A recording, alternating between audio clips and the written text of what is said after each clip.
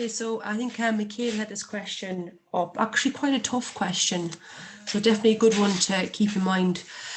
Right, so alcohols can be classified as primary, secondary, tertiary. You're going to draw possible structures, so essentially you're drawing one of these, and one of these, and that will get you 3 out of 4 marks, and then for the last mark, you're going to talk about which one of the structures that you've drawn can't be oxidized, and that's where the 4th mark comes in.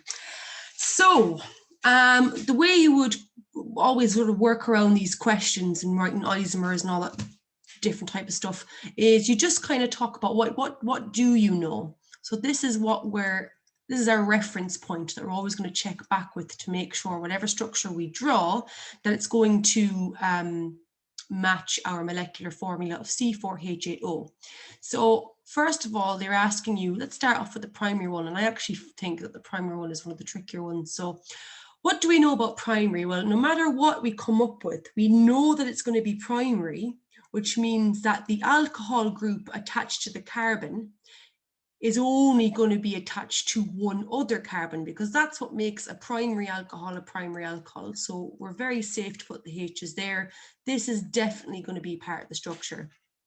So how are we going to fit the rest in? So far, if I was to look at this, I would be like, right, so I've used up 2 carbons already. I've got 2 left. I've used up 1, 2, 3 hydrogens. So I've got 5 hydrogens left. So I'm trying to figure out what way can I fit this in. Now, sometimes it could be branched, other times it could be something else. So things to keep in mind when doing these questions is there a possibility of a branch here? Is there a possibility of a double bond somewhere, or maybe more than one double bond? And maybe is there a possibility of a cyclic compound anywhere? Okay, so let's just see how would I approach this. Okay, so can I fit 2 carbons here? So I want to do bog standard like this. So straight away I know, okay, so I've got my 4 carbons overall, but 1, 2, 3, 4, 5. No, that's not going to work. It's not going to work at all. Not good. So I would then think, what else could I do? So I could break it down, I could branch it maybe. So I could go to 3 carbons, maybe do a sneaky CH3 over here and see how that works out. So straight away, I've got 1, 2, 3, 4, 5, 6, 7, 8. No, that's not going to work because I've gone over. So this is where you have to start thinking about, okay, so is there a double bond in there somewhere that might sort of help me out here? So you could try, for example, throwing in a double bond here. Okay, so that means that this hydrogen's going to go. So, right, so got maybe throw up hydrogen here. 1, 2, 3, 4. So I've got 1 more carbon left as well. So I could try branch that somewhere here. CH3, stick my H's on, bonded to 4 things, bonded to all good. So let me just check this out now. So I've got 1, 2, 3, 4 carbons. Bam. How many hydrogens? 8. 1, 2, 3, 4, 5, 6, 7, 8. Yes.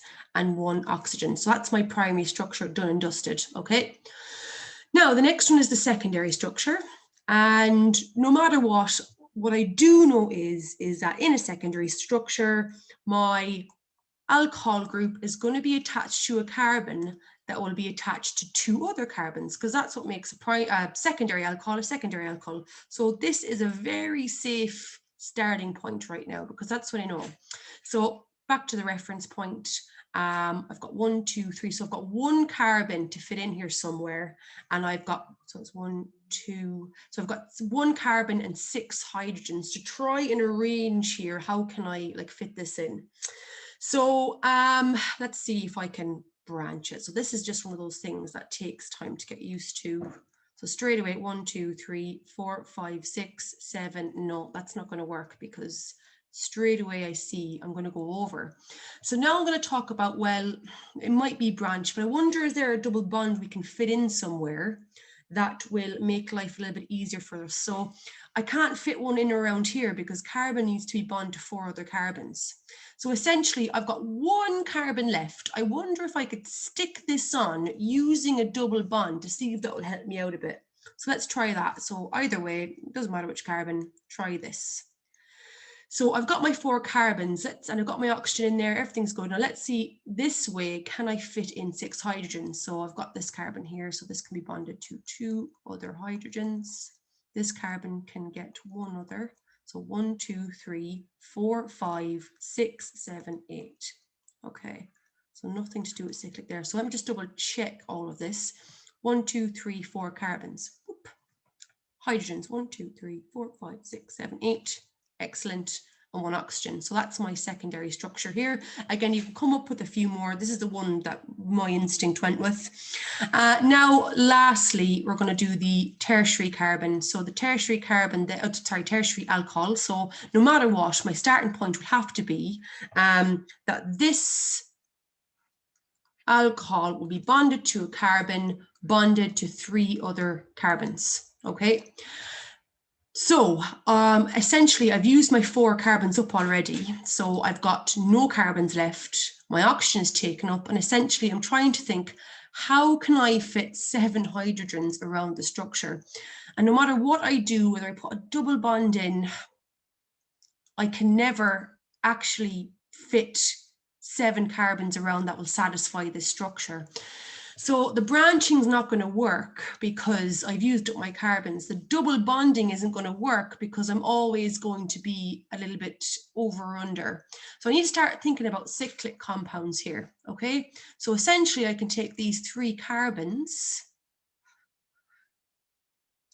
I'm still going to match the rule of the carbon bonded to the alcohol group will be bonded to 3 other carbons. So a carbon here, a carbon here, and a carbon here. So let's think about hydrogen. So this, I can fit 2 hydrogens here because carbon's bonded to 1, 2, 3, 4 atoms. This carbon is bonded to 1, 2, 3, hydrogen should be here. Bonded to 2 hydrogens out here and 2 hydrogens out here. So let me just double check all of this. So I've got 1, 2, 3, 4 carbons, which meets the tertiary rule of the carbon bonded to the alcohol is bonded to 3 other carbons. This is tricky, okay? But always having this in mind whenever you come across these questions here. Right, so I've got my 4 carbons. Good. Hydrogens, 8. 1, 2, 3, 4, 5, 6, 7, 8. Good. My 1 oxygen. There we go. So essentially, I've got my 3 out of 4 marks there. Now, the last thing is which of the structures you have drawn cannot be oxidized by potassium dichromate in acidic solution. Well, you can just label. You can label like A, B, C. This structure here. So it's going to be either way. It'll always be tertiary because I know that tertiary alcohols do not get oxidized by potassium dichromate, and we know that rule already. So tertiary alcohols do not get oxidized by potassium dichromate. These kind of questions do take practice, and you'll start to understand, okay, if I've got this kind of structure of my carbon's position here, I can only fit a certain amount around it. So what I would do is I'd always have branch, double bond, and cyclic beside you at all times. And if nothing else works, just kind of process of elimination like I've done there. Hopefully I've answered, okay, this really takes practice because it always gives you a new situation they have to figure out on the spot. 4 marks, which is 1.5 minutes per mark. So if you find that you're taking more than 6 or so minutes, move on because you have to think is really 4 marks worth it. But again, it should be no bother to you with practice. Okay. Right, so I will end that there if I'm able. End.